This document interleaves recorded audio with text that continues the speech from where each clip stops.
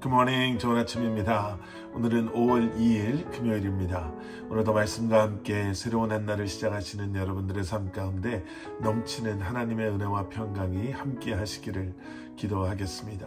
오늘도 말씀 묵상을 통해 주님을 더 힘써 알아가시는 저와 여러분들이 될 수 있기를 소원합니다. 자, 오늘 우리에게 주시는 하나님의 말씀은 민수기 18장 1절부터 20절까지의 말씀입니다. 민수기 18장 1절부터 20절까지의 말씀. 반란이 있었습니다. 그냥 불평을 많이 했던 사람들의 군시렁거림이 아니라, 아니면 너무나도 불편해서 그 불편함을 호소했던 많은 사람들이 모세와 아론을 찾아온 것이 아니라 하나님을 향한 불평이었습니다. 하나님을 향한 불신앙의 표현이었습니다. 하나님께서는 그렇게 불평하고 또 불만을 가졌던, 그리고 결국에는 반란을 일으켰던 고라와 또 다단과 아비함, 그리고 그들의 편에 서서 그 반란에 가담했던 사람들을, 그 불신앙의 편에 섰던 사람들을 벌하십니다. 그리고 나서 우리가 어제 17장 말씀에서 보신 것처럼 이제 하나님께서는 하나님의 백성들을 재정비하기 시작하시죠. 아론을 제사장으로 세우셨습니다. 그리고 아론에게 말씀하시죠. 오늘 본문 1절부터 3절까지의 말씀입니다. 여호와께서 아론에게 말씀하셨습니다.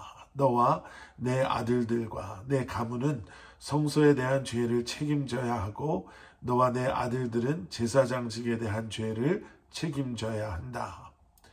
2절 말씀. 내 조상의 지파 곧 레위 지파의 내 형제들을 내게로 오게 해 그들이 너와 연합해서 너와 내 아들들이 증거막 앞에서 일할 때 너를 돕게 하라. 3절 말씀. 그들은 너의 직무와 장막에서의 모든 직무를 수행해야 한다. 그러나 그들은 성소나 제단의 물건들에 가까이 가서는 안 된다. 그러지 않으면 그들과 너 모두 죽을 것이다. 하나님께서는 아론에게 제사장과 레위인이 있어야 할 자리, 또 그들이 지켜야 할, 또 기억해야 할 직무에 대해서 말씀하고 계십니다.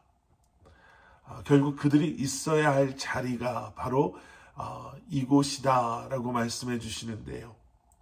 1절에서 하나님께서는 아론에게 제사장 가문의 책임에 대해 말씀하십니다.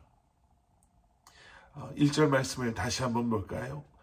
여호와께서 아론에게 말씀하셨습니다. 너와 내 아들들과 내 가문은 성소에 대한 죄를 책임져야 하고, 너와 내 아들들은 제사장직에 대한 죄를 책임져야 한다. 이 하나님께서는 아론에게 성소에 대한 죄, 그리고 제사장 직분에 대한 죄를 함께 담당해야 한다라고 말씀하십니다.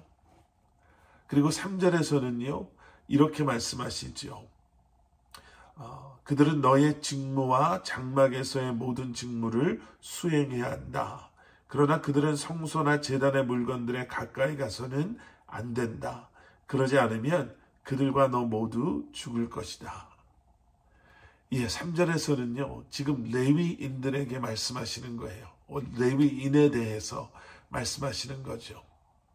모든 직무를 수행하되 성소의 기구와 제단에 가까이 가지 않아야 한다라는 이 규칙을 지켜야 한다라고 말씀하세요. 그리고 이러한 책임을 어길 경우에는 목숨을 잃을 수도 있다라고 말씀하십니다. 여러분, 재정비는 결국에는 원래의 자리로 돌아가는 것을 의미합니다. 자기가 있어야 할 곳에 있어야 함. 그리고 우리가 있어야 하는 그 자리에는요, 그 자리에 있는 우리에게 맡기시는, 또 허락하시는 책임이 따릅니다. 교회에서, 또 가정에서, 또 사회에서 우리에게 허락하신 그 자리, 그리고 그 자리에서 우리에게 맡기시는 그 책임을 여러분 믿음으로 감당하는 것이 우리가 바로 하나님의 뜻 가운데 계획하심 가운데 거하는 우리의 모습이 된다라는 것입니다.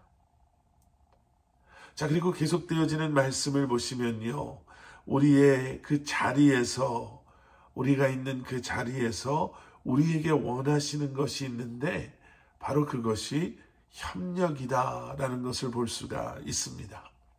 2절 말씀, 내 조상의 지파 곧 레위 지파의 내 형제들을 내게로 오게 해. 그들이 너와 연합해서 너와 내 아들들이 증거막 앞에서 일할 때 너를 돕게 하여라. 내게로 오게 해서 그들과 연합해서 너를 돕게 하라. 여러분, 레위인들을 제사장들과 함께 있게 하십니다. 그리고 돕게 하시지요. 4절 말씀을 보면 그들은 너와 연합해서 장막을 섬기는 일을 위해 회막의 직무들을 수행해야 한다라는 말씀을 보게 됩니다. 연합해서 성소를 관리하고 또 회막의 여러 가지 일들을 할 때 제사장들과 레위인들이 함께 하도록 하나님께서는 하신 거예요. 동역자를 주신 것이죠. 하나님께서 우리에게 맡기시고 보내신 자리 또한 함께하는 자리입니다. 우리에게 하나님께서는 함께 할 수 있는 동역자들을 보내주시고 또 붙여주셨지요. 마음을 모아 협력하여 선을 이루게 하시려는 하나님의 뜻을 여러분, 우리가 다시 한번 기억하고 우리에게 허락하신 귀한 동역자들과 함께 협력하여 하나님의 일들을 함께 이루어갈 수 있기를 소원합니다. 자, 그리고 마지막 한 가지 더, 오늘 본문 6절과 7절에는요 특별한 단어 하나가 등장합니다. 6절과 7절 말씀, 내가 친히 이스라엘 자손들 가운데서 너희 형제인 레위 사람들을 선택했으니 그들은 회막에서 섬기도록 너희를 위해 여호와께 바쳐진 선물이다. 7절, 그러나 제단의 일과 휘장 안에서의 일은 오직 너와 내 아들들만이 섬길 수 있다. 내가 너희에게 제사장직을 선물로 준다. 다른 어느 누가 성소에 가까이 나오면 죽게 될 것이다. 여러분, 그 특별한 단어를 보셨나요? 예, 바로 선물입니다. 6절에서는 제사장들에게 레위인을 선물로 주셨다라고 말씀하고 계시고요. 7절에서는 제사장의 직분을 선물로 주었다라고 말씀하고 계시죠. 제사장의 직분이 결코 쉬웠던 자리가 아니었음을 우리는 이미 보았습니다. 그런데 하나님께서는 그런 자리가 선물이다 라고 말씀하세요. 여러분, 우리가 있는 그 자리가 선물이다라고 생각해 보신 적이 있으십니까? 우리와 함께 동역하는 사람들이 선물이다라고 생각해 보신 적이 있나요? 여러분, 선물이 되시기를 주님의 이름으로 축원합니다. 그리고 여러분들에게 허락하신 그 동역자들이 선물임을 기억하실 수 있으시기를 축원합니다. 하나님께서 보내신 그 자리, 여러분들의 그 가정이 선물이고요. 여러분들의 자녀가 선물이고요. 교회에서 함께 신앙생활하는 지체들이 선물이고요.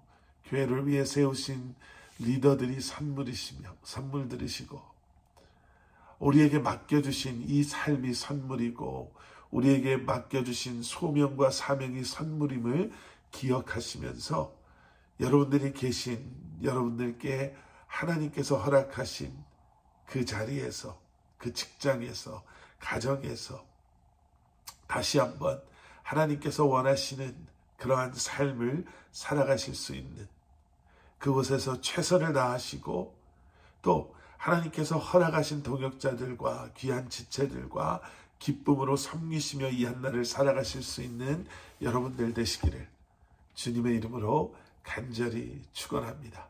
함께 기도하시겠습니다. 사랑의 아버지 하나님, 주님 감사합니다.